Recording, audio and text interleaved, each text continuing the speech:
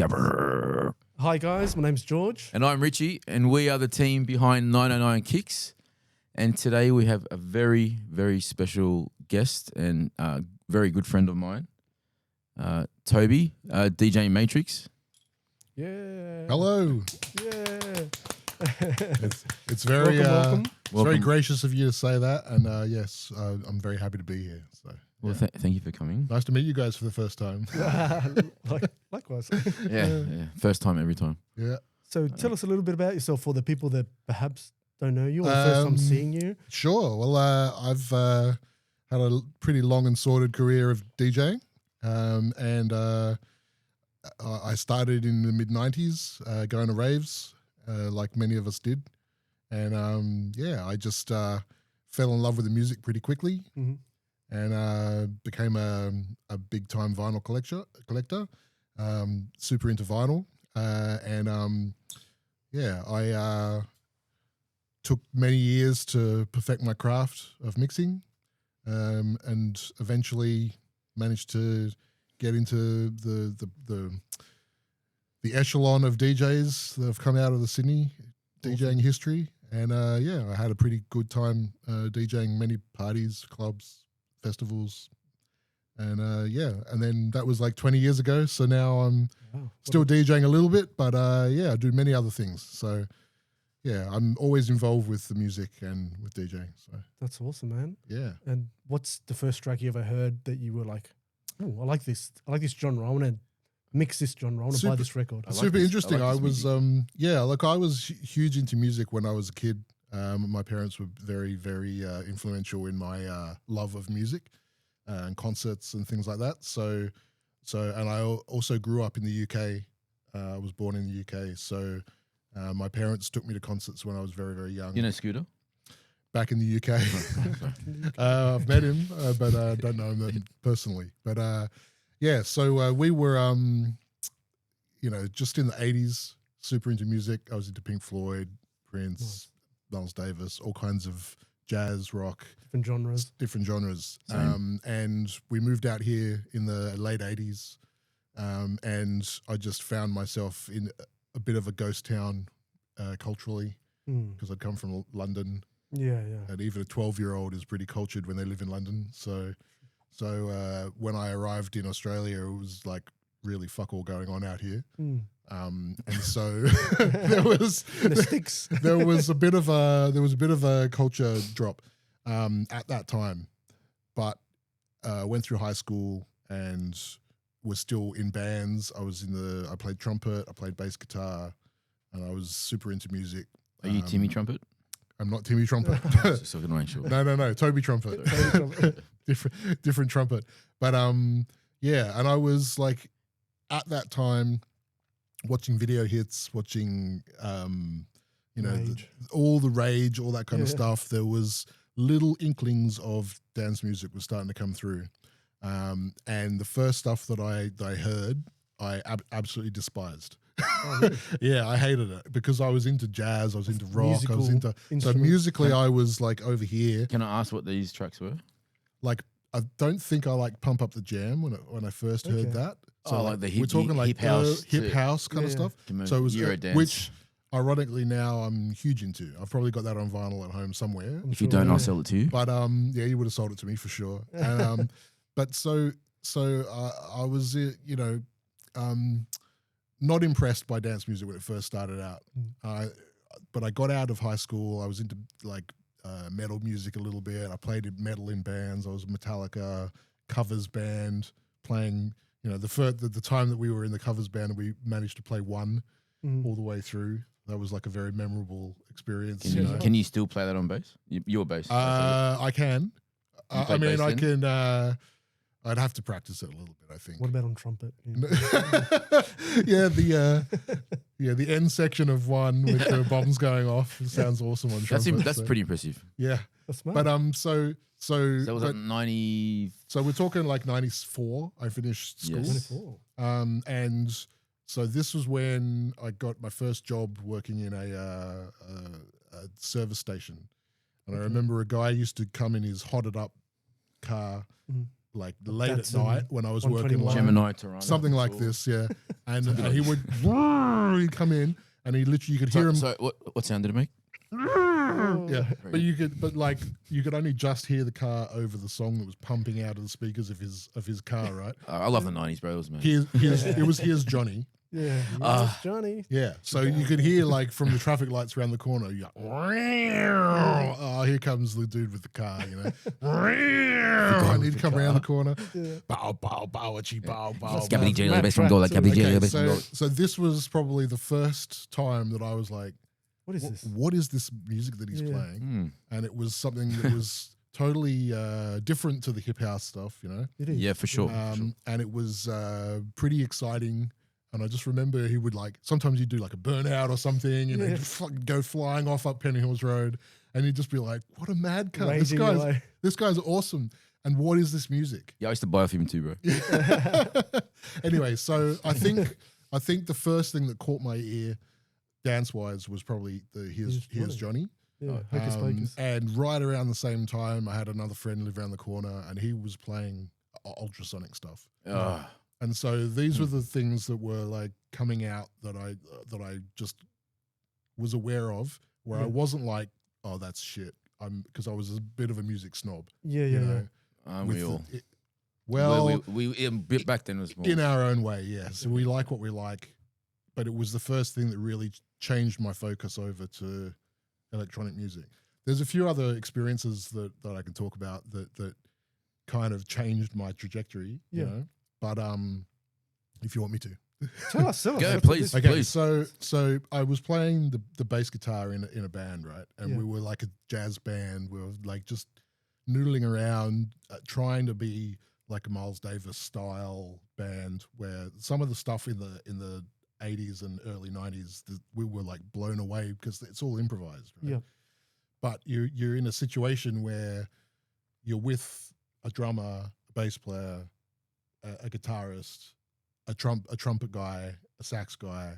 We're all in high school. What so kind we're of not band is this, bro? like a jazz band. Like a Yeah. jazz band. Okay, So it's like a improvised jazz, right? Yeah. But we have no idea what we're doing. Yeah. We're just Striking looking up chord to and- this kind of existing greatness Mhm. and going, I play the bass, I can play along with that. And we would have jam sessions, you know. Mm. So you have these jam sessions and you would like go around in circles for 3 or 4 hours, really getting nowhere. Yeah, right. That's cool. But it was kind of a buzz, you know, if you all changed key at the same time, Yeah. then afterwards we were like, how did we know to do that? Like we were Yeah. on the same wavelength, Yeah, you know yeah. what I mean? And That sounds and awesome. yeah, and so the experience was positive and was going in a good direction. And then for some reason, all the guys in the band turned and said, we're going to go off on our own and like we're leaving Mission. the band Yeah. and you're on your own kind of thing. They kicked you out. They ditched me out of my own band. Yeah. Oh, wow. All right, after this podcast, you send me the number. I'm gonna. I know, right? I'm gonna get back to Yeah, you, that's bro. fine.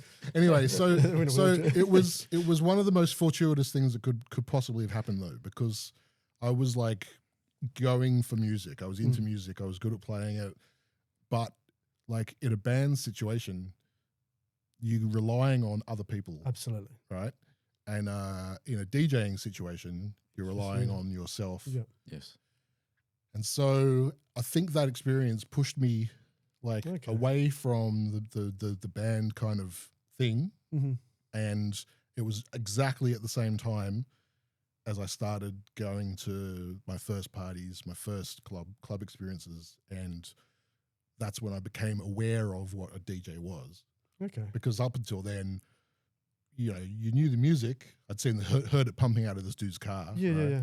But there was like no concept in my head Yeah. that when people go to a dance party, like they're dancing to a person that's doing something with music, you know. So I had no idea that that's what it was. Was your mind blown away when you actually saw someone with two different records mixing them together and going, what is that? How do they do that? How did you play a 1 hour song? Yeah. And the thing is that like it all sounds the same. I had my dad and mum had a massive record collection. Yeah. Like we're talking 2,000 records. Nice. Right? Nice. But it's all jazz and funk and Prince and that kind of stuff. Yeah. 60s rock. You know, like 60s stuff, exactly. So we had a turntable at home, but just one. And like, I think maybe 1 or 2 times I would have like pulled the record back on my dad's Lynn Sondek. It's like a $6,000 record player. He would have got upset. And he would have been that's like, how I got brain dead. "Oh, what the fuck? Don't do that. What do you, don't, never do that. Never pull it back. Yeah. That's not how you use it, you know? Yeah. So you're like, okay. Such a delicate thing. Yeah, right. So going to early clubs that I was going to and seeing people mixing on records and being like, wait, there's 2? Yeah, Like, yeah. oh, right. Okay. I had no idea. I was so in another world. Of course. This world was completely alien to me. But like the music, the coinciding with the experiences I was having at the time, meeting new people, like getting out of high school, Yeah. going to parties, all just culminated in me like literally falling in love with dance music. That's awesome. Which came out of me not liking it Yeah. to suddenly turn around and be like consumed by it. Yeah, yeah. And then from that, I met people who had turntables. So I'd be like, I'm going with this guy. Yeah. I'm going to this guy's house. He's got turntables, That's you know? cool. So Yeah, it was. What was the first rave? Yeah. That you went to? How old were you? Yeah. And So I was just out of. Okay, so I finished school when I was still in high school in like '94. So we're talking 17, I guess. We were going to like North Sydney to drink. So North Point Tavern. that sounds illegal. Well, Back 17. then. Yeah, if you're 17, it's illegal, right? But back then, I think they were fairly. Allegedly, everyone allegedly. Yeah, we'd all get like. The cops I are don't know, driving back home and just 3 of us would be older, you know, so they'd have the proper ID, and then the Yeah. rest of us would just have like dodgy ones or whatever. Dodgy, You just let, whatever. Like it was pretty cool. But I guess I was hearing techno stuff there. So as far as clubs, it was probably like a bit of a metamorphosis from seeing that over there in the corner to going to, and then I met some people that, you know, I got a girlfriend, she was into rave stuff. And so they were like, let's go to Kinsella's. Kinsella's was probably one of the first big things I went to, and saw Pee Wee Ferris play at Kinsella's. And, you know, Who's playing tonight? we can probably say I had my first half Okay. at that. Half bar. Yeah. Half mix. My half mix. my first half. Yeah. And that was like, That's Yeah. like, what is this, you know? So, but like, and then soon after that, the first actual rave that I went to was Children of the Hardcore 3, oof. which was on Castlereagh Street. And it was hilarious because my girlfriend, Melissa, I think I could say her name. Can I say people's names? Yeah. So Melissa's got we had a little posse of friends that would go around to Posse. parties. Yeah, posse, Yeah, it was. It was Gang. like a little gang Yeah. of her school friends. So it was me and 2 other girls, and then one of the girls got a boyfriend who was like a bit of older. He was probably 28. Yeah. You know? But he was like the rave kind of guy that said, I'll show you, I'll take you, you know. So the first party that we went to, we literally drove around in circles. We knew it was in the city somewhere. Yeah. I think the 0055 number said it was Trying in, to listen out for some bass. it or was in something. Liverpool, literally. Yeah. We would drive around in circles until he either saw ravers. Yeah. Oh, ravers, Yeah. there they are. And then we go up to, where's the party at? Oh, it's two streets that way, you know? So, and then you'd hear the bass and you're like, fucking sweet, we got it, you know? Yeah. So, and that was the very first rave party that I went to, which was kind of impactful because it was like speedcore and gabba and extremely hard Hardcore. party. Right? Do you remember any of the DJs that played that night? Like, 100%. do you remember the whole like the set, like, Well, a lot of the tracks? I don't remember the tracks. I remember Jeff the Chef rocking up, Yeah. and he had like, I'm pretty sure he had black like sunnies on, and his hair was like in a mohawk, black back like this, Yeah. and he just looked like this fucking hectic cyberpunk like king, Yeah. and he just marched in, and the you know, obviously I was on drugs at the time, right? Yeah. So we were sitting on the side of the fucking thing, like just being like blown away. Whoa, who's this guy? And this dude like marches through. He's just like, what the fuck? Like God just showed up Yeah. and then got on the decks and just went, obviously Jeff the Chef style, Bananas. hardcore. In those days, you would have played.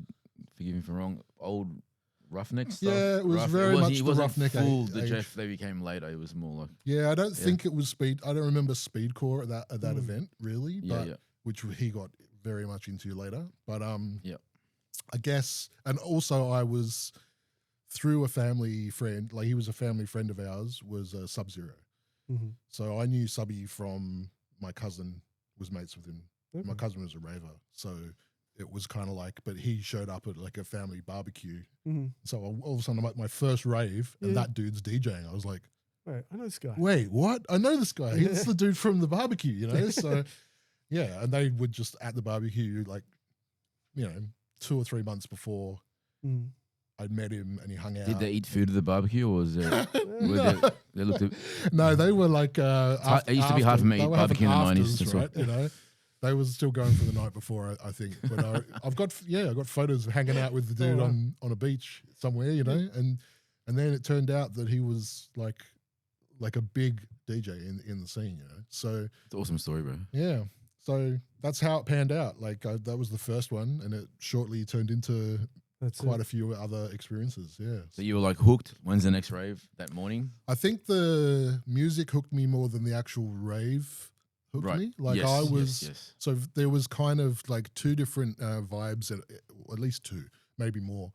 There was the people that went to the rave and literally spent the whole night outside socializing, talking.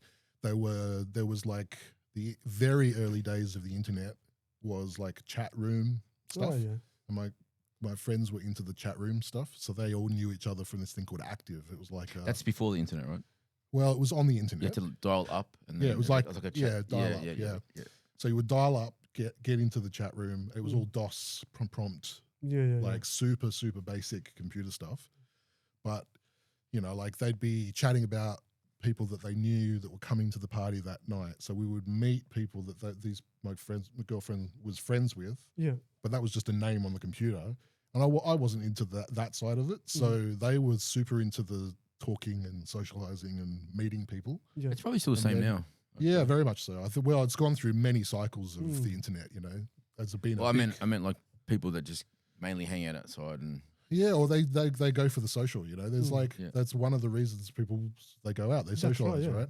Yeah. I was more into going out for the music. I was like really hooked by the music. So I would be on the dance floor like losing my shit. Yeah, vibing with it. Big time. Yeah, dancing, enjoying the lasers, enjoying the production stuff, just being like immersed. Fully present.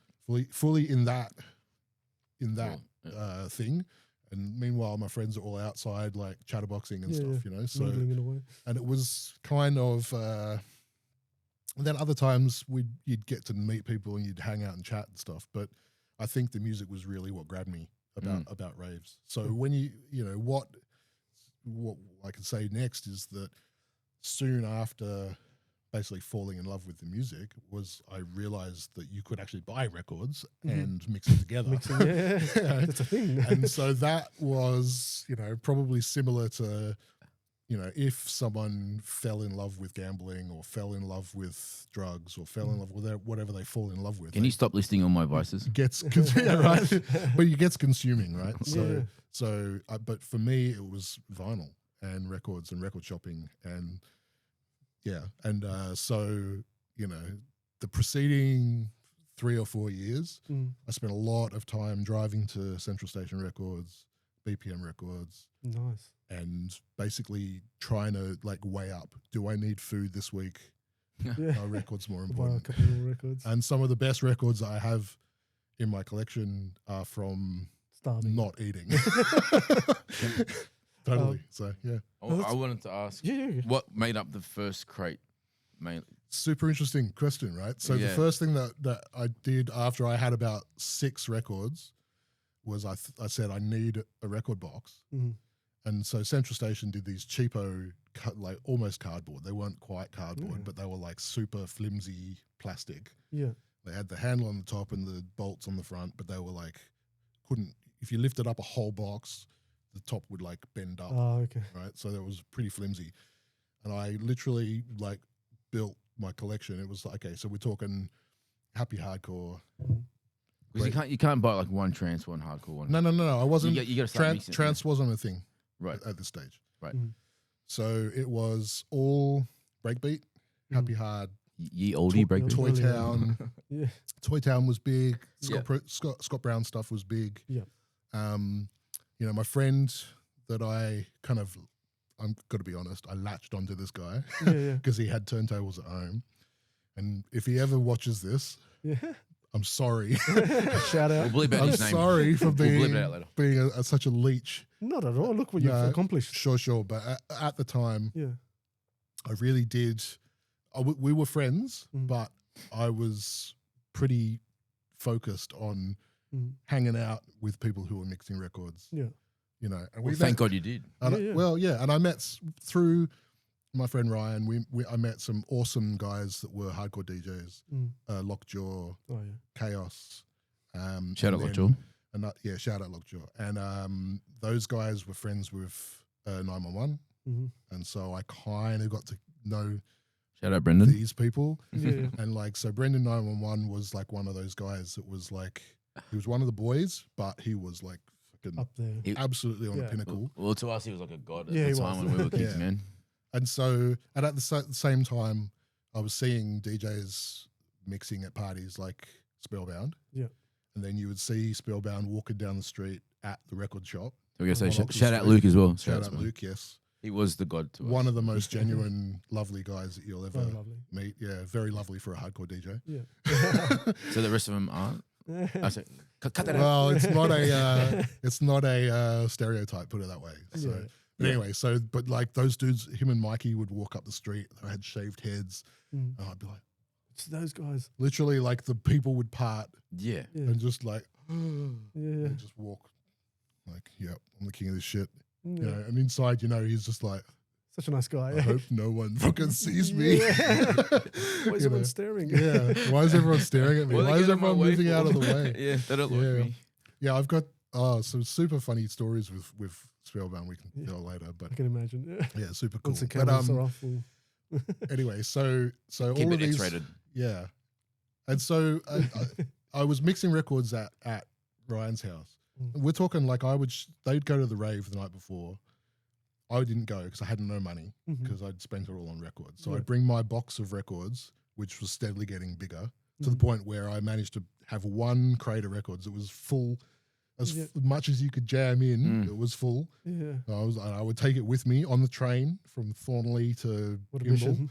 yeah, and rock up at the dude's house, and they'd been partying the whole night, and they'd be like just about to go to bed, and I'd show up, Yeah. and he'd like, yeah, sweet, come in, Yeah. and I'd start mixing, and he'd go to sleep, and then his dad would come in and be like, "What the fuck are you doing, man? Like he's asleep." Yeah. This is how badly I was like hooked Into it. to mixing, yeah, Mm. and terrible at it as well. Yeah. And like he had like belt drive decks that were Oh, God. dreadful to mix on. Yeah. So like I had no idea what I was doing, but I just was like playing the music, right? Mm. And just vibing with it. And so what was in the box was the question. Yeah, like that breakbeat, happy hard kind of stuff. That's what I was first into. And I got more and more into hardcore stuff as it got Any bigger, happy so- gabbers sneak in there? Yeah, absolutely. Yeah. It's interesting. FOD 4 was one of the best parties that I went to. Mhm. It was one that I actually did go to. So for the 'cause people at home, FOD means Field of Dreams 4. Field of Dreams 4. Yeah. And this was like it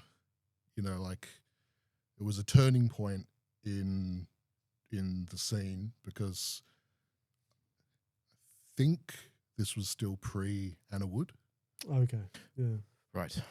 But yeah, so I think FOD 4 was like the biggest, it was like the biggest cherry on the top of the experience of like 94 to 96 of Mhm. raving and going to parties and into the music and into the records and everything. Yeah. And we went to FOD 4, and at FOD 4, I heard for the very first time one of my favorite tracks, Mockham 56, which was Chosen Few, Chosen Paradise. I might have heard that before. Yeah. So Oh, Oh, it's got a present. out. here's one that I prepared earlier. Yeah, yeah. Nice. Look at that. So Can I ask? Is that? that's actually the name of the DJ. That's not it. Oh, that's a Oh, terrible track as well. One of the good ones. Okay, so Mockham 56. Can I ask, is that the one that you bought Correct. originally? Yes. And you kept it that good? Yep. Or have you bought an upgraded sleeve No, from me? no, this is it. Okay. And It's looking pretty good. And I like actually you. have it signed twice. So Chosen Few was out here 2 times. Yeah. One of the times he was out here was for Utopia EMF, and he played in at Glenmouth Valley, Okay. and he played in a tent to like 0 people because it Yeah, was yeah. one of those parties that just didn't pop off. Yeah. Like it was big and stuff, but not many people went. And he signed my record for me, and so there's a signature there. And then I supported him Can I have a look at my record? recently. But I got funny stories about this record, right? So, like, soon after FOD 4, I was like, I got to have this track. So, of course, you have to try and explain to someone, which I was a crack up at going into record shops and saying to people, what's this track? It goes... So my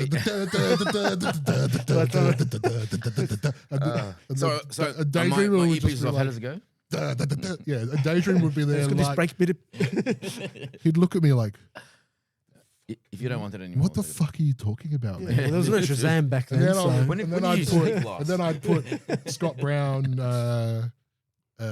All Systems Go was the Yeah. track. And he'd put that on. He'd be like, oh, that track. Oh, that's exactly what it sounded like, you know? Oh, So yeah. I knew exactly in my head, Yeah. trying to tell to people what this sounded like. Yeah. Well, it just goes, bah, bah, bah, bah, you know, like, bah, bah, bah. You think, nah, man, like, that's not how you do it, you know? Yeah. So thankfully, it was a huge track at the time, and when it came out, they had them at Central, and so someone put it on, and you're like, gotta get it. Grab the copy, right?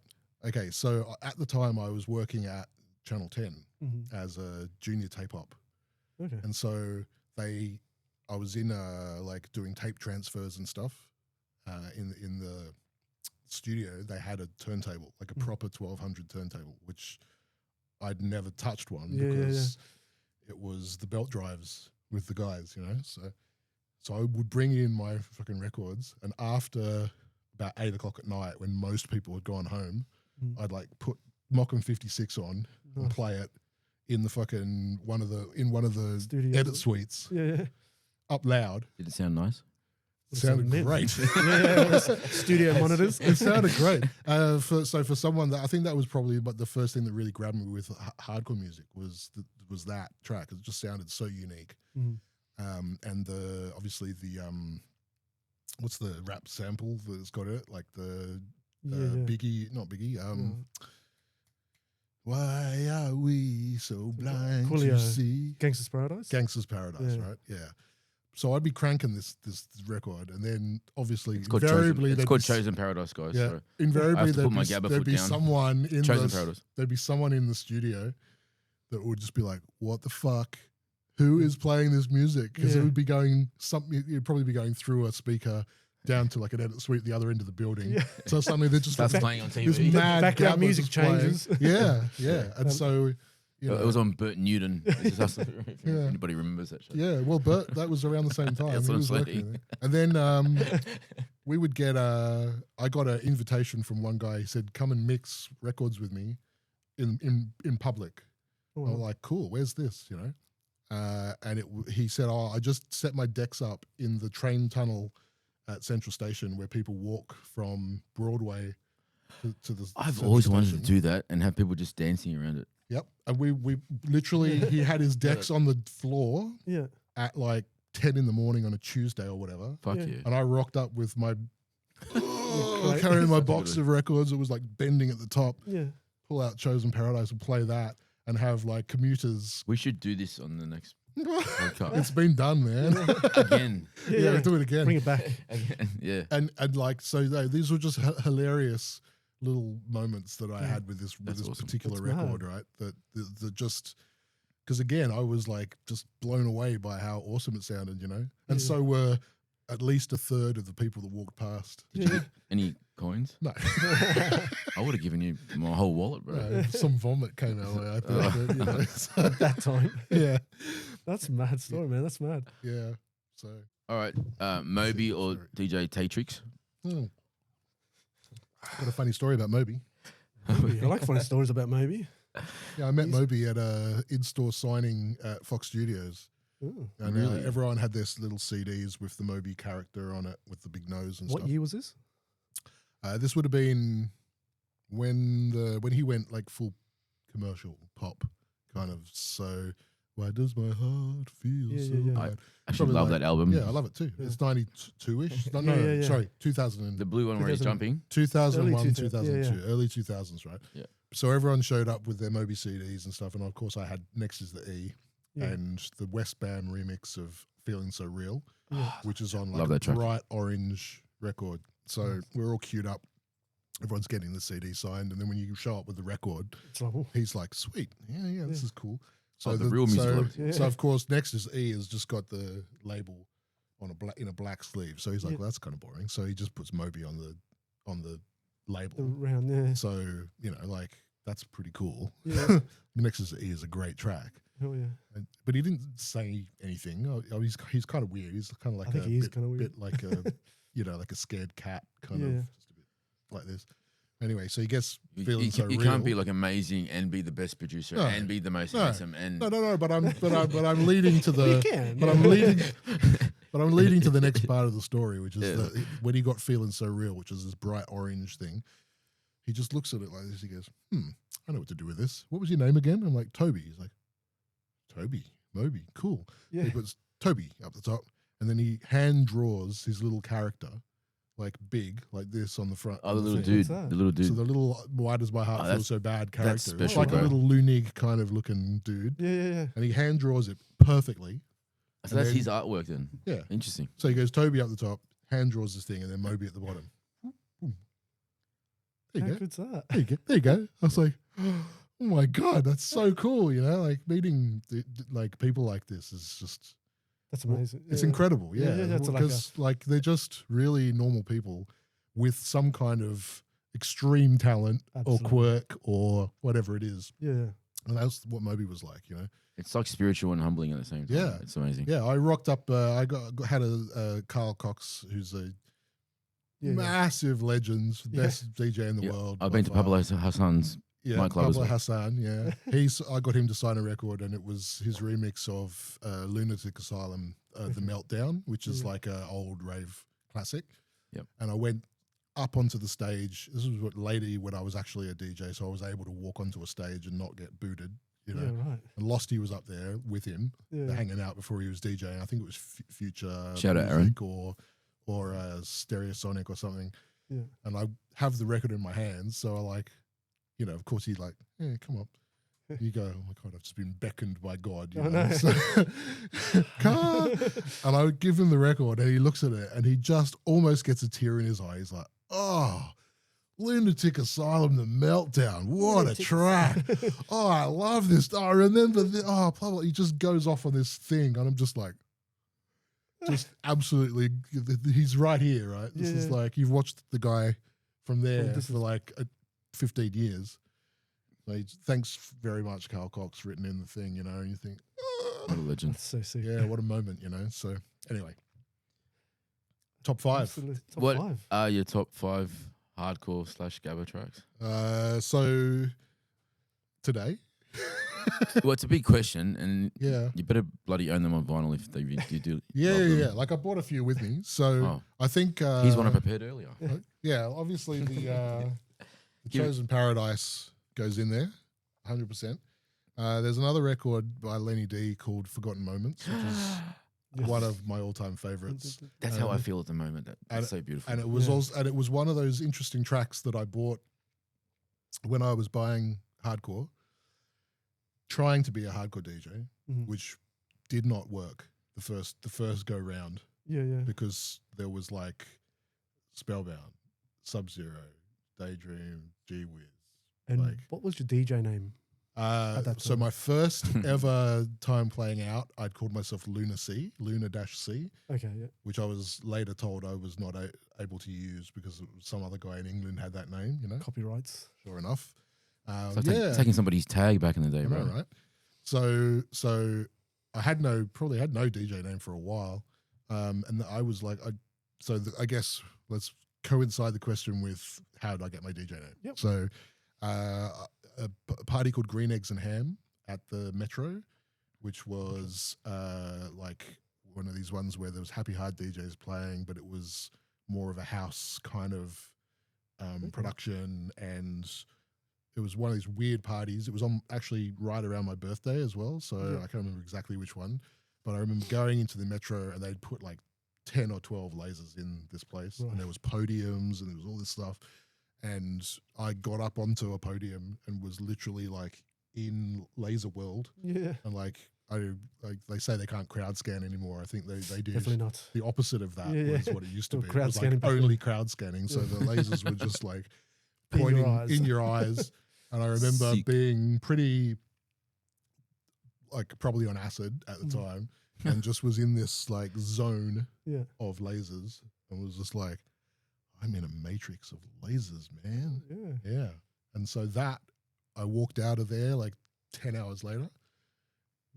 Matrix. Yeah. Matrix. That's a cool name. Yeah.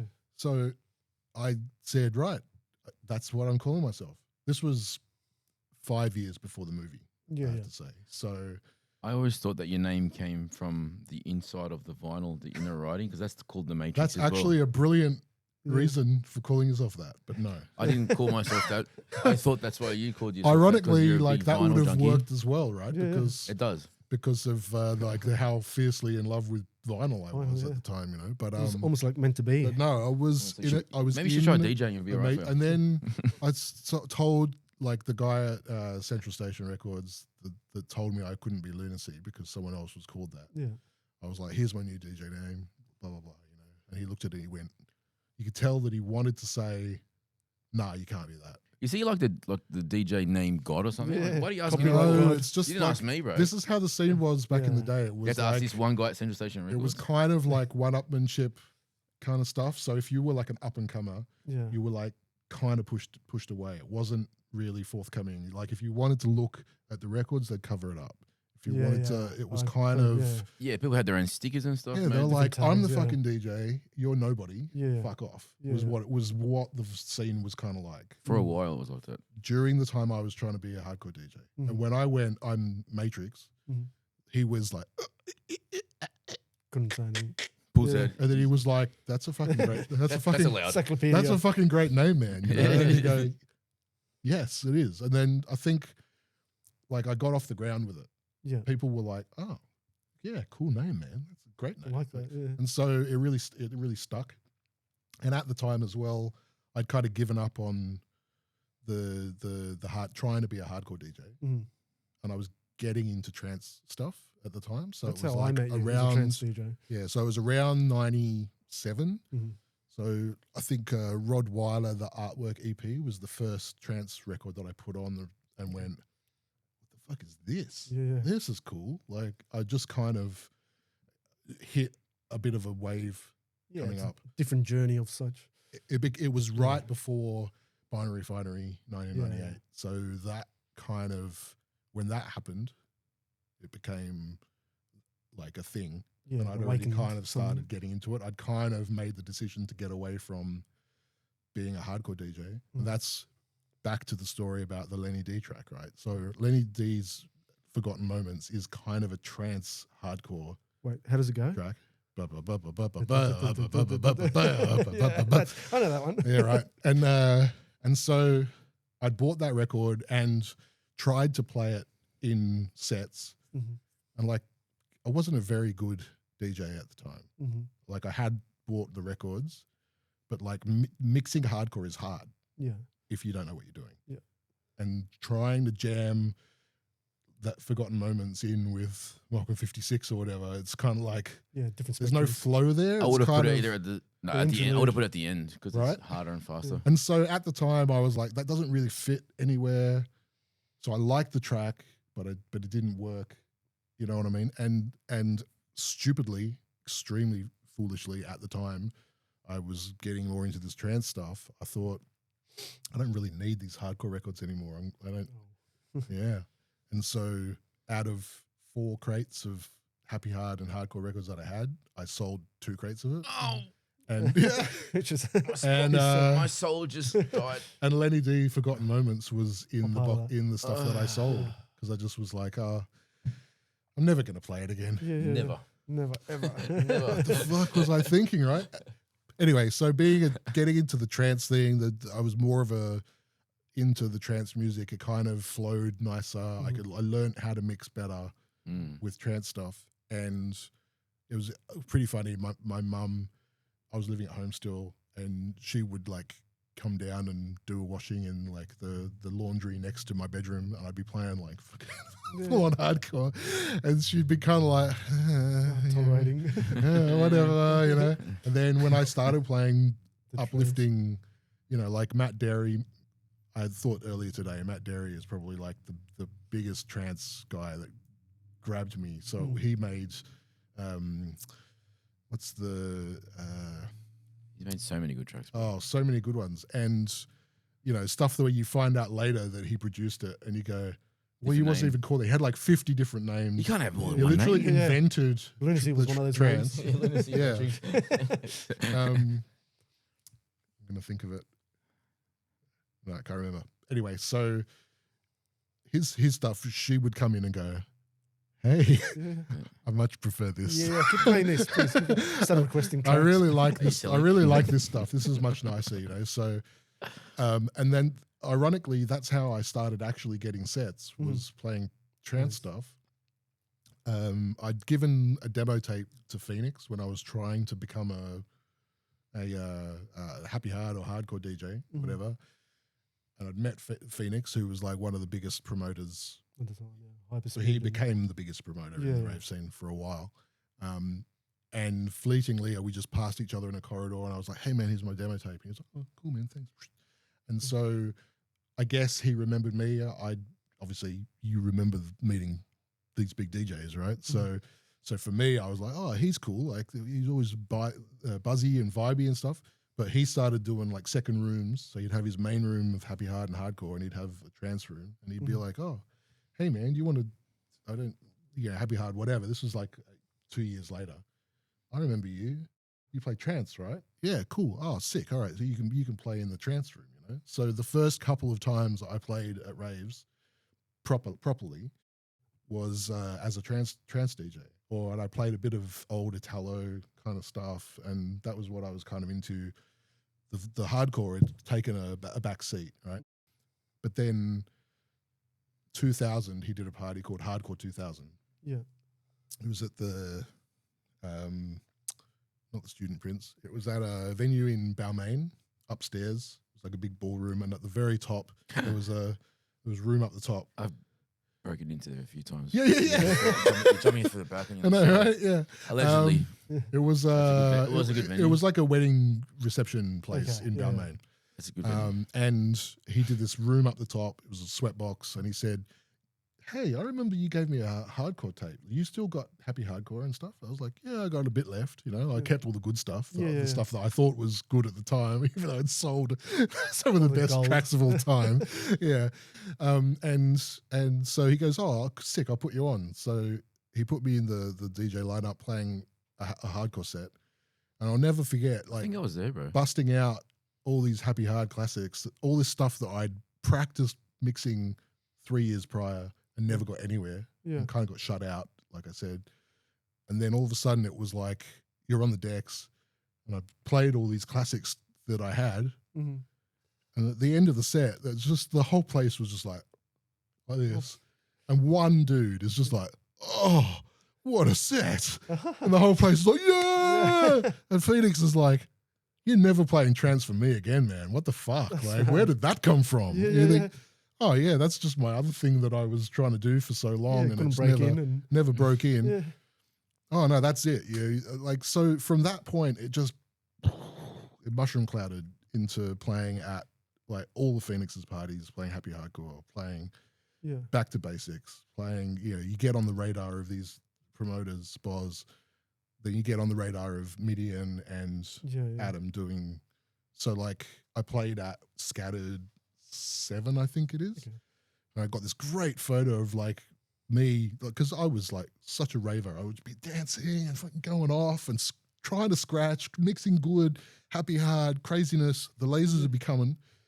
I got Darren Hart, took the photo of like a laser's literally coming out of my head. because I'm just like fucking yes, and the lasers just coming like this, and like you see the photo and you're like, what the fuck? Like it's literally like my life coming to blossom, right? Yeah. Like my name's Matrix because of lasers. I've got lasers coming out of my head. We need to get that photo and Yeah. I'll find it for you. You got the photo? Well, not in my pocket, but yeah. Well, I know. Yeah, but so that kind of okay. So getting back to your question about 5, I can't pick 5, man. Like it's Did you bring some goodies for us to see that you love? Yeah, what I can do is show you Some that you. things. Well, I'm sure it's hard. It's hard to pick your top 100. Really. Okay, so show us some that you love. everybody knows Pengo tracks, right? So Ecstasy Love has got to be in there because that was one of those ones where it was the first time you heard that, you were just like, what is this? It was similar to... Trying to sing the songs? Ecstasy. It had that bit where it goes, I'm going to crank this motherfucker up. This motherfucker up. And everyone would just be going fucking bananas. And then I got this one, which was Big Boys Don't Cry, which very specially... We cry sometimes now. Very specially, I have signed by the Prophet. Nice. Who I'm extremely happy to say is a person I would consider a friend. That so is that beautiful. And he's written on here for my friend Toby Matrix Prophet. Mate, So- it doesn't get more special than that. That's It's It's much pretty more- fucking awesome, man. special, bro. So yeah, like I'm. Have you noticed how you won't let George touch it, guys? It's ironic. I'm the world's biggest groupie, right? So, and then this is a pretty special one. So this is Dream Your Dream, Mayday Dream, which is Mayday. no. This is like ha ha ha.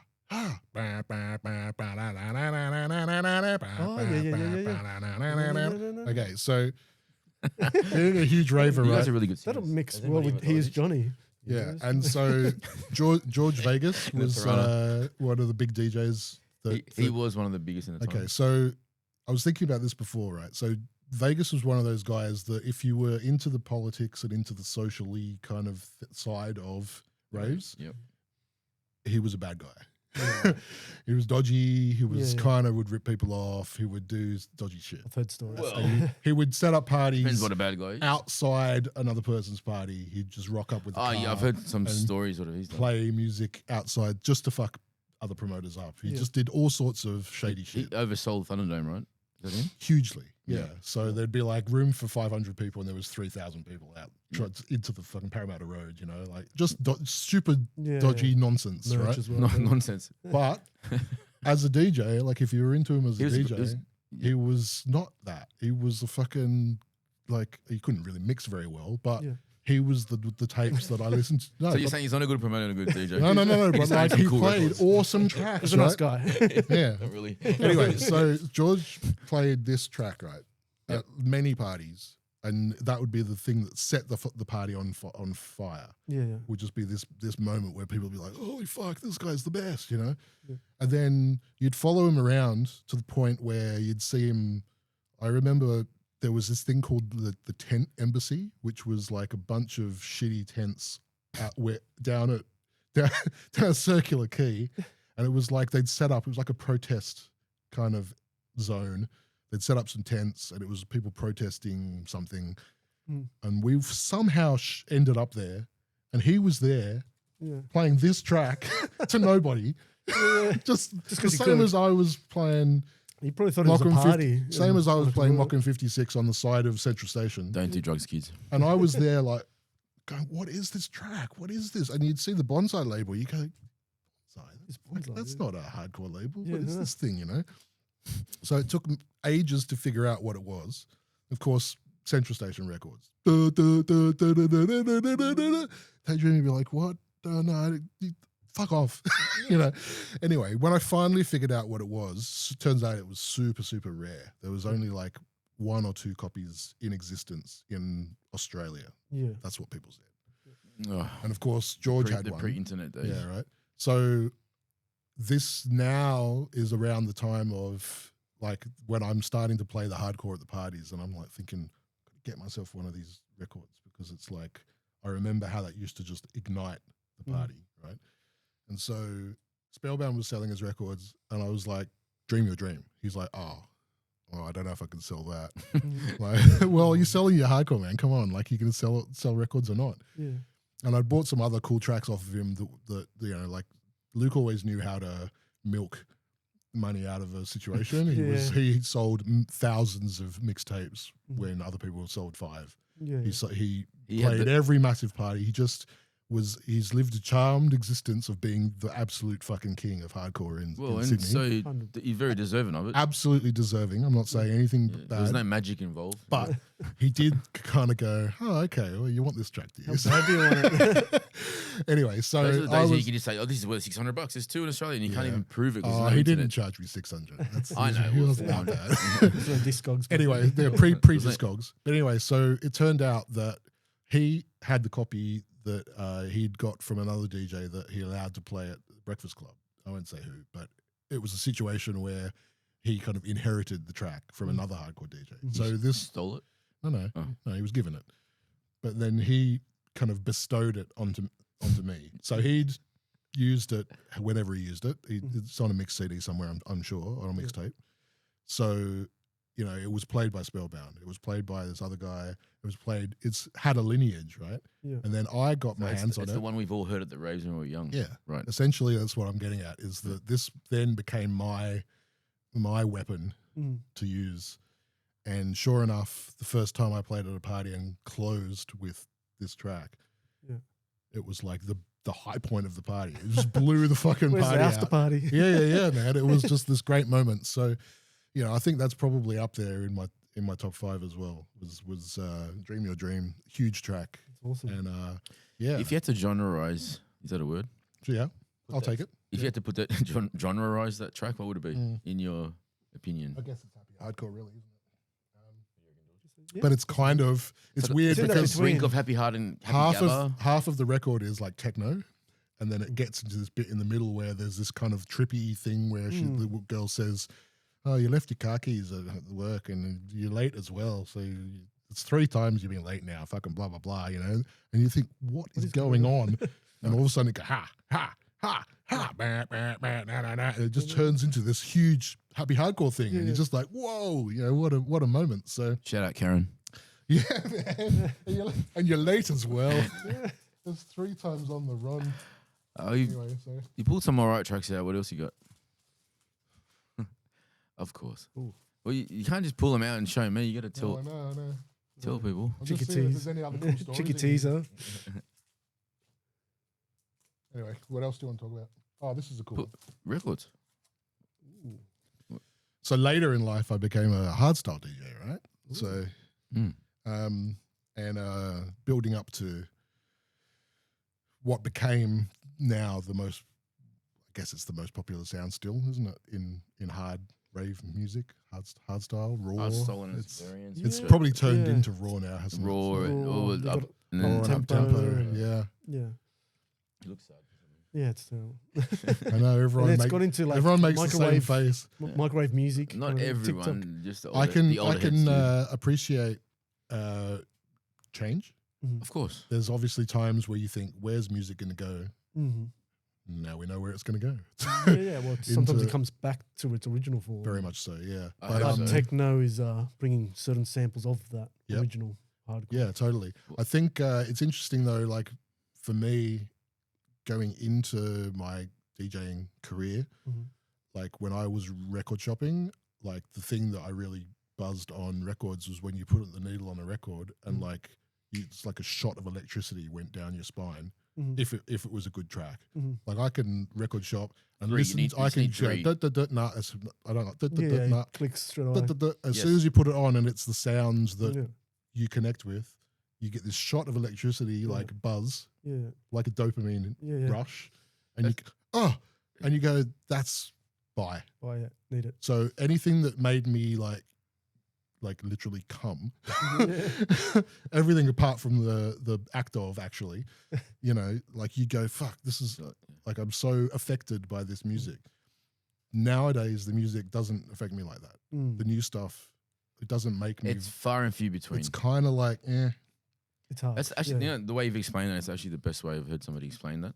and it's kind of like I went through several times over the course of 25 years to cull records. Mhm. And one time I had a bit of time on my hands and I thought, right, I'm going to listen to every record I have and decide if I need to keep it. Yeah. And I literally put the needle on the record, and if it made me like, zzz, Gave you that buzz. yeah, like it's a physiological effect. I'm actually doing that right Okay, now. I'm not getting rid of this. I'm doing that right now. Yeah. That whole It's, culling buzz thing. it's an incredible catharsis Mhm. because there's a reason why I got into it in the first place, which was the music really just Yeah. grabbed me, you know. And some music doesn't grab me. Not all. I'm not in love with all music, Of course. Yeah. but there was something about Here's Johnny that turned me on. Yeah, There was something captured about you. Ultrasonic that was just like, What is this? what is this? Yeah. Like, and then there was something about, like, I have to say that in the hardstyle thing,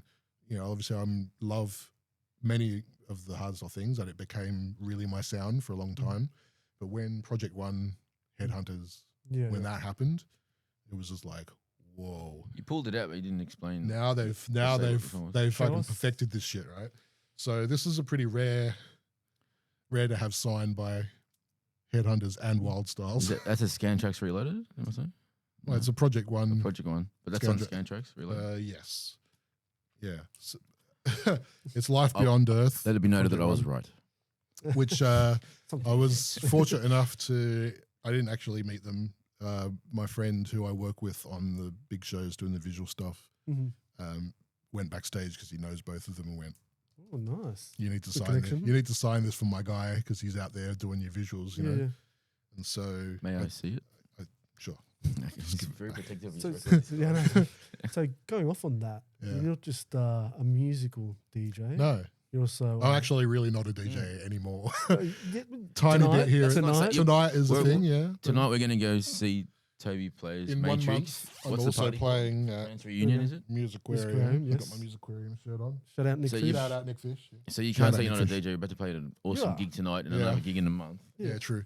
But I'll it's still not- be front left speaker. It's not my main thing. It's not your bread and butter anymore, I At the suppose. or- Well, okay, so being a DJ, you don't make It's very nice, by the way. bread and butter money. You Well, I make, mean, like bread and butter for your soul, yeah, and true. to give out to everybody else. But yeah, it's becomes a job. That's mad. More so when you do production stuff, as you Yeah. probably are Yes. aware of as well. So thank you. So yeah, when I kind of dropped off the wagon of relevance, maybe 12 years ago, I was still DJing a bit, but not really much anymore. And my whole time that I've been DJing, I've also had a career in film and TV, making graphics for TV Mhm. and doing and advertising. I was in advertising for a long time. And so I worked in an advertising agency for 13 years. Mhm.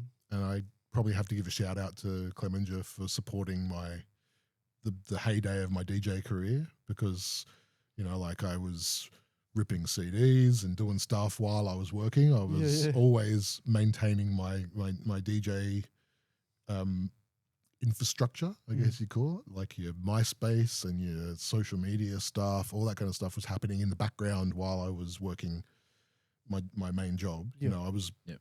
basically maintaining a DJ career and a job at the same time. Mm. And like, I guess the situation was instrumental in being able to give me that freedom to be able to have a job, have Absolutely. money, and then have also DJing. Mm. An interesting note, Encapsulator, which is a CD that Shadower and I made, which Shadower and I are playing together tonight.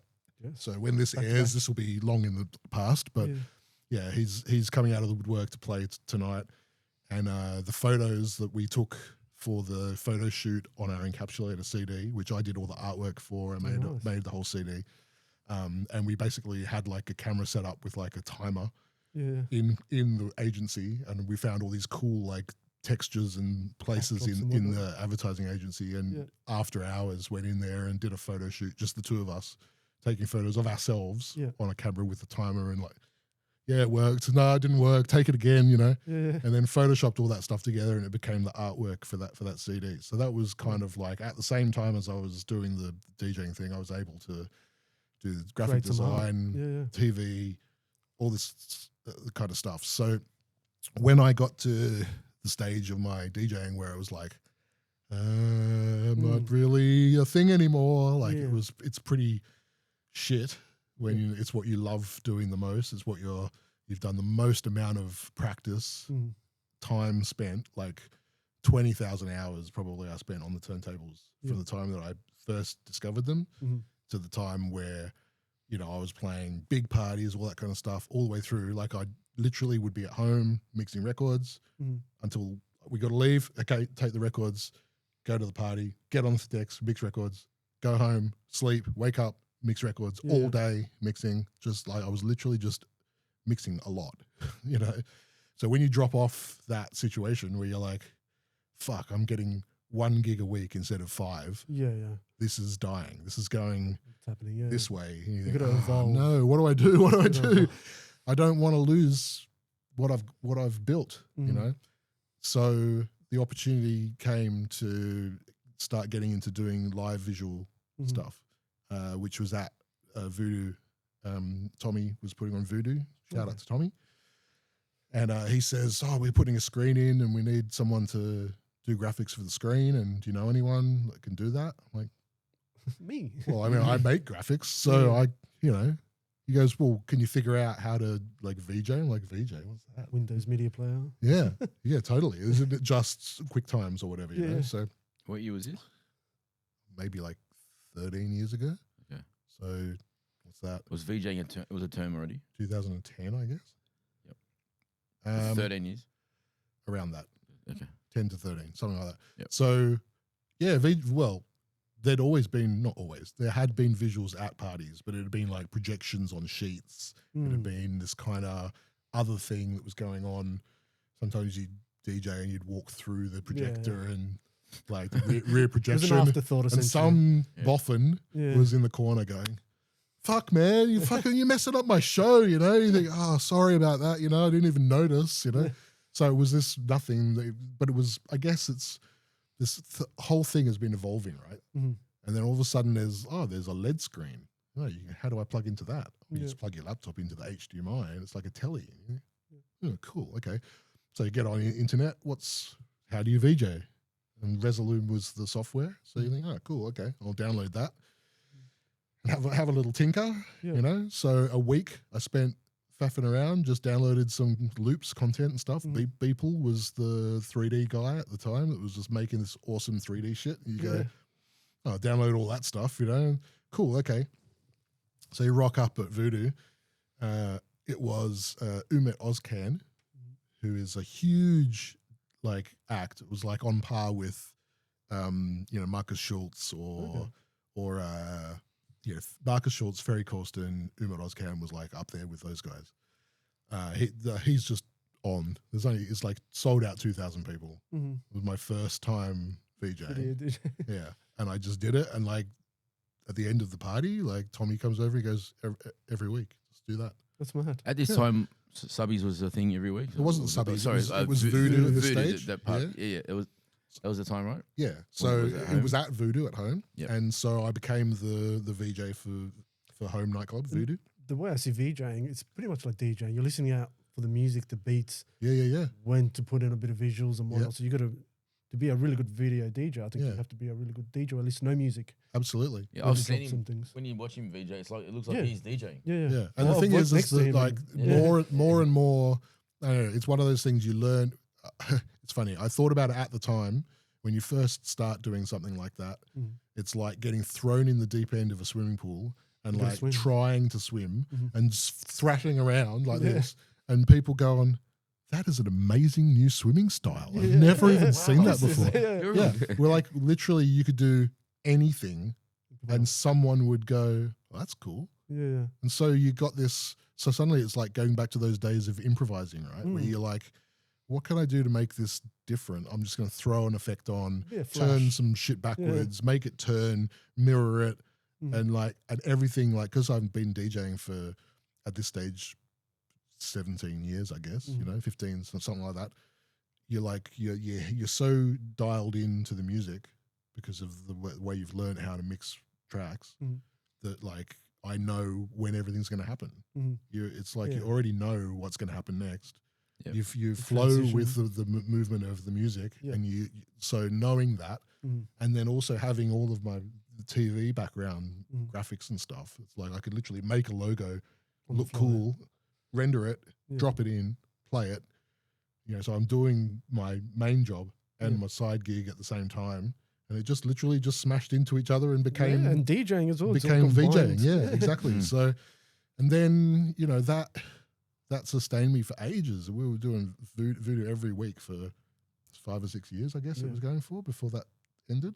So, and from that, then you start getting into doing it with bigger and more interesting situations. Yes. So you go, I was very good friends with Pete Finley, who puts on HSU. Mhm. He built HSU from the ground up, and I was literally beside him, That's mad. watching him do that, Yeah. to the point where those guys went, now we need screens. Like Pete's like, hey man, like, can you do visuals for us? Can you write intros? Can you make like a show for us? And so he and I produced, like, there was a time where there was no screen. There was a time where he and I were doing all the intros and all that stuff. And then there was a time where it was so big that it was too big for me to do anymore. Yeah. But for like probably 3 years, I was doing all the intros, all the set, like making all the sound beds for the intro stuff, doing all the time code for that. So like off the back of like just creating visuals, like off the cuff, it turned into this whole TV. That'd be Almost thing, amazing. Do you have any footage of that, or is there any footage of that, like transition from when you kind of first started to what it is today? Literally no. Oh, that'd be so good. Yeah, the thing with That'd be phenomenal, just VJing is that like you got to Like a time lapse. Yeah, like yeah, it's like if you're not there, you don't see, yeah. you're like and no one's and recording us. and Such. the way that at that stage I'd gotten to a point with DJing where like the way that you interact with the music is fed by the people in front of you. So the people, you give you energy and you put the energy into the mixing, and then the music to mix together creates the energy that feeds them, and it's this feedback loop, right? Yeah, yeah. And it's the same thing with the VJing. Is like the people that are there, it's different every time. The people that are there experience it. You experience it as well. Like there's times where you, after a few years of doing it, you're literally not paying attention to what you're doing anymore. You're just watching it. Yeah, yeah. It's your fingers just are doing happening. it, right? But it's like a second nature kind of thing. Yeah, yeah. And you think, holy fuck, it's really trippy, man. Like it's like it just becomes this Yeah, this self-feeding entity yeah. that you're just part of. Yeah, yeah. It's really interesting, like how He's it making works, sound a man. bit It's the easy. Matrix. I don't That's think what it is. everybody It would totally think is, that. man. It's the Yeah. Matrix. Yeah, yeah. Yeah, no, it wouldn't be easy. Okay, I wanted to ask you, what is your most memorable experience as a DJ? Yeah. What was the best time you ever had DJing? And Um, tell us about that, please. Okay, so the there's a lot of really good ones. The one that jumps to mind is closing the main room of the Superdome after the Rave Baby crew had played at Prophecy, I think, and Oofed. and like I had to go on early because of some circumstantial stuff that I probably shouldn't talk about. But it was like, get on and make this party pump again, because Okay. yeah. So the Rave Baby crew had ended, and like everyone kind of went, "Oh, that's the end. See you later." And it wasn't the end yet. So, and I still had to play. So I played like an hour and a half set on vinyl, hardstyle and hard tech and a bit of hard trance, and played like, like I think recently before that I'd seen the Prodigy play at the Superdome, and they played Smack My Bitch Up, which when you hear that on a system in that room, you're like, Oh my god. Amazing. I get it. Yeah. This is insane. Yeah. This is fucking insane. So I was like, I had that on vinyl. So I'm like, I played that and then mixed into it like a tech remix of Smack My Bitch Up. So the kick had happened. There was just all these moments in this set. Yeah. And like the whole party kind of came back and just was like, yes. Yeah. And the whole night had been happy hardcore, extremely good quality happy hardcore. It was like the Rave Baby crew. It was like the shit. Yeah. Absolutely the shit, and everyone was buzzing, but like it kind of just almost got away, and everyone almost left. And then I came on and played this hardstyle, and it was just blowing up at the time. Yeah. And the whole party was just like, yes, What is this? that, yeah. So it just was ridiculous. Like it was one of those moments where I remember taking the headphones off and putting it down with 2 tracks in the mix, and just standing back and just standing like this and being like, Taking it Just all in. consuming, what yeah. the fuck is going on? Yeah. Like, this is nuts. You And the get people me- you down get the me tingles thinking about dude, it, bro. people down the front were just like, oh yes. Yeah. It was just like, that was nuts. That was probably the coolest moment that I had as a DJ. Was That's just awesome. seeing 7,000 people just like, wow. And you think, because I'd been playing main room for Sam for Powerhouse and stuff for a while, Yeah. but I was always opening. Yeah. He always yeah. put me opening, and he put Sway last. Sway he's a great DJ. He Yeah. closed the party beautifully. But in this particular instance, it was a whole night of happy hardcore. He didn't need another hardcore DJ to play at the end. Yeah. Yeah. So he needed me to play. Change. Yeah. He did it. Yeah, and he gave me this opportunity, which shout out to Sam from Powerhouse. Yeah. He gave me some huge opportunities. He really was instrumental in my success as a Awesome. Bless DJ. him. Yeah. Many people were instrumental in my success, like much more than I was. You know, they gave me these opportunities, but this was a moment where he just was just like, Oh my god. oh my God, I'm never going to forget this. Yeah. Yeah. This was nuts. So That's yeah, mad. yeah, that was a good one. Same question, but with VJ. Yeah. What So most memorable I VJ think, moment? you know, VJing is completely different Mm. because you're not the center of attention. Yeah. No one's looking at You're you. no You're one. hidden away. Often people come over and ask me to play tracks. Toby, yeah. to me, you're Can I always charge the my centre of phone, attention at perhaps? raves. I get charge my phone a lot, and I get, can you play some Lebanese music, or can you play some, can you play some Macarena? Indian music? I get a lot of, can you play some Indian music? I'm like, what? DJ's over there, guy. Oh, so, but like that doesn't happen too But you got often, Lebanese but food, right? It's Yeah. hilarious when You're the caterer. you'll have what, like, I don't know, at home sometimes it happens at the front of house at home. You've got Yeah. 500 people dancing that way and one drunk chick dancing this way. Yeah. Like, just going, you're the fucking man. You're the best. Trying to order a drink. Can Yeah. we, Anyway. can we leave Becky out of this? Please? So none of those experiences are the best ones. Well, it depends I've where that had chick goes the afterwards. I've had the pleasure of I've had the pleasure and the honor of working with some pretty spectacular Mm. people in my VJing. The best has to be Coxie. Mm. Working with Carl Cox is just insane. Yeah. Mm. Like, I've met him a couple of times now. He knows kind of who I am Yeah. because I'm the guy that comes and does his disco visuals at the Oh yeah. Eastern Eric Creek? Powell and the Mobile Disco. Yeah. Yeah. I've travelled to Melbourne and done visuals for him. I've travelled to Adelaide and done shows with them. But there was one particular show where Coxie did a drag racing thing Mm. at Eastern Creek. Yep. Yeah, That was a couple of years ago, yeah. maybe a couple of years ago. Yeah, Yeah. and it was a watch him drag race with a huge crowd, and then everyone come up to the party after, and he was going to DJ for, you know, It's a good concept. 10,000 Yeah. people Yeah. Yeah. at this huge area up the top of Eastern Creek, and it pissed down with rain, Yeah. and they had to call off the drag racing. So there was no cars. So 10,000 people didn't show up. Maybe 200 pit crew and the people from the fucking kebab stores and the production people were there, Mm. and it was just a big bog of mud, and we'd done a stage there, and I was there to VJ for him, and I remember him driving up in his Range Rover and getting out and looking, going, fuck. Yeah. Yeah. It's all gonna happen. And we're talking like this guy moves the fucking dance floor Mm. the world over, Mm. and he rocks up to a party and there's no one there. Yeah. There's like 200 people there. So you can imagine as a DJ, you're probably like, this is bad. Mm. What am I going to do? Yeah. Right? So Coxie does what Coxie does. He gets on and plays the most incredible fucking tech set Yeah. I've ever seen, and blows away 200 people. And everyone's just fucking, yeah, we're fucking going off.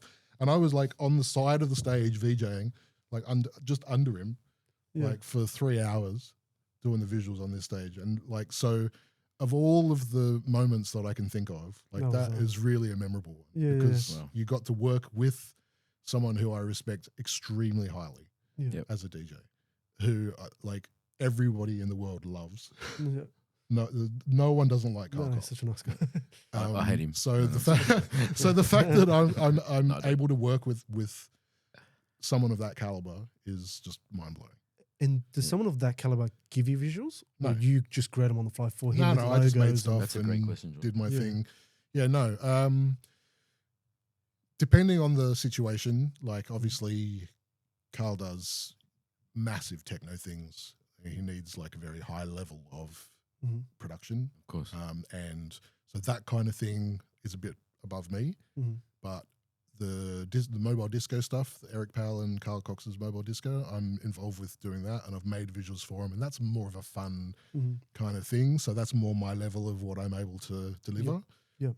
So I've made custom visuals for all that kind of stuff. Nice. And then it's really just mixing on the fly, doing the visuals on the fly, Yeah. and obviously like I've also done Pure a few times for that's Carl Cox Presents Pure, which is like a techno thing Mhm. in the Horden. Mhm.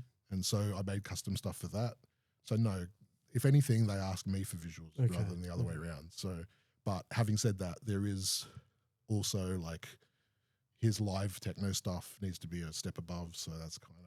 And what about the HSU DJs? Do any of them give you like a video? Oh, pack? absolutely. Yes. Yeah. Yeah. So the HSU stuff, I used to make stuff and just mix content with logos but it's way beyond that now. Mm. Yeah. It's way beyond that now. So it So got to a point. synchronized, Yeah. So like- there's Dutch organizations that provide all of the Mhm. stuff, and they've got a team of people making visuals, Mhm.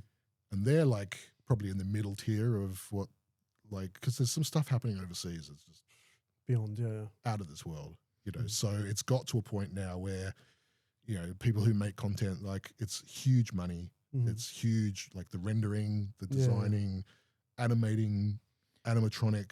Some of those videos that look like coming out of the screen. Man, the AI did you stuff. see Anima at Universal No. just yesterday? Anima? Anima is like the biggest thing in visual Okay. tech Yeah. music, right? So he's the one with all the robot people Ah, smashing the thing, It looks awesome. and they've done in Universe, which is like the new club in Ibiza. Like, look up Universe, man. The stuff that they're doing there is Might check it out, ridiculous. yeah. Take me, bro. I'll come. I'll be there.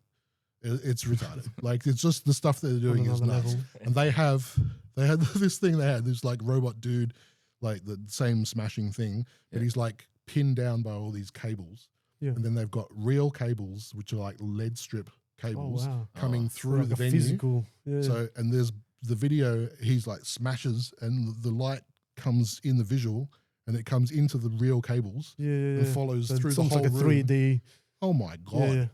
Like, That's mad. the stuff that they're doing is ridiculous. Yeah. Maybe we can So, cut to that in a second. Yeah, show it, show it, and make some people aware of how awesome You like can get, the yeah. visual production is getting these days. So That's yeah, mad. so I'm just like a cog in the machine of what's happening in it's still production very- and stuff. it- But A special important cog. I Yeah. did also travel to Malaysia last 2 I was weeks just about ago. to ask you that. Yeah, Yeah. I'm working with like overseas organizations that are doing these big things in Universe and stuff, and they're getting a couple of us guys here to go and travel to do shows. Nice. We were in Malaysia recently, and Yeah. Big So- party, was it? like 12,000, big Pretty- enough. Pretty big. Yeah. Yeah. That's decent. It was a huge production, mad. and yeah, rock in there, and they're like, "Hey, you're in charge. Tell us what to do." I was like, "Okay." So Give me so a it's call. come Look a up long to you way. kind of thing. Yeah, it's come a long way from like how it was at Voodoo the early days, Right. But yeah, it's just what I do. It's just how I stay interacting with the music and with the scene, and That's awesome. yeah. So you'd say you love it. I mean, really, it's work, Yeah. but But you You still know. get that crowd But you get reaction to once in a it's while. a Like, buzz. oh, in Yeah. the best music in the world and yeah. You And go constantly getting help shape it. like that music flooding over you constantly. Like, that's how to live life, Yeah, So yeah. Absolutely. 100%, Music in bro. I general, fell in yeah. love with it 30 years ago, and I'm still doing it. We are still here. Nice. My signed Project One record. Pretty proud of that one. So. Well, Cool. we know that you're a busy man, as you have. You got to go DJ, yeah. You gotta Yes, go he's gotta DJ in a go. minute, and I have to go and Not a peek DJ in front anymore, of but you. I've got a gig. He's got a gig. You gotta go do just it. one more quick question. Please. This wouldn't be the 909 Kickz podcast if we didn't ask you what you were rocking on your feet and what you like to rock when you're DJ and VJ. Dude, I got the shittiest pair of Air Force Ones. But There's still Air Force Ones, bro. I don't actually. The triple whites. Again, I spend all my money on my Records. and my kids Yeah. and eating. Yeah. So But no, we Now get you it. gotta eat. We have to and the ask, fucking right? cat We food get is it, we get it. expensive as well. Yeah. What do you reckon, George, today? Got the BW Persians. Yeah, very nice. Same as our logo. Same as our logos. Man, I love your Very shiny roughneck. Well, You've yeah, gotta I've, get a I've close got up of that. the Marina Persians with the. I don't know if anybody can see. Roughneck. With the roughneck trim thing at the bottom. Actually, I got roughnecks in here. Oh, Oh, there you go. We can put them next to each other. Very good. Predator.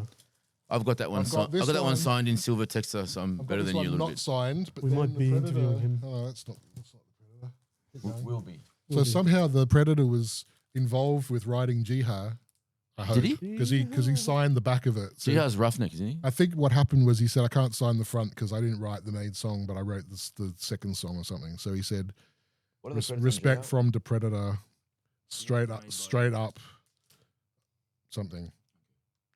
I guess he says hardcore. This is 98. 29th of the 5th, 98. I think I've heard that track before. Once or twice. Yeah.